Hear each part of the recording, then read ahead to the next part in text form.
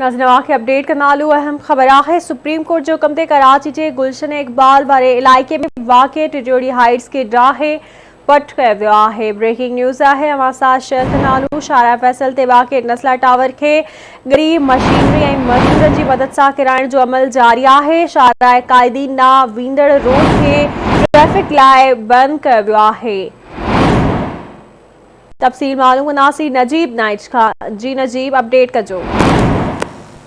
जी बिल्कुल, supreme court हुकुम तहत नेस्ला टावर से गडोगड जो फैसलो किया वियो हो। सुप्रीम कोर्ट पारा इन हवाले से कमिश्नर कराची के 2 ॾींहं अॻु तलब किया वियो हो त नेस्ला टावर ठाहिण जो फौरी तौर जो है सुप्रीम कोर्ट हुकुम ॾिनो हो। उन सां गॾु तिजोरी हाइट्स जो भी जो है उनके भी ठाहिण जो हुकुम ॾिनो हो, छाकाणि त वो रेलवे की ज़मीन ते कायम है। सुप्रीम कोर्ट के इन हुकुम तहत फौरी तौर commissioner Karachi deputy commissioner east के हुकुम ॾिनो हो त तिजोरी हाइट्स जो है वो किराइण जो सिलसिलो शुरू कयो वञे। मुसलसल 2 ॾींहं तिजोरी हाइट्स किराइण के हवाले से मशीनरी जो है उते कम कंदी रही है। हींअर तकरीबन उनजो 80% हिस्सो जो है ट्राए पट कयो वियो है। हींअर ताईं भी जो है उते मशीनरी मुक़रर थियल है। बे तरफ़ नेस्ला टावर से भी जो है हींअर नेस्ला टावर के ठाहिण जो सिलसिलो जारी है। नेस्ला टावर के हवाले से सुप्रीम कोर्ट चयो है त उनके हेठां छो पियो ठाहियो वञे, उनजो ठाहिण वारो सिलसिलो जो है कुछ ही ॾींहंनि में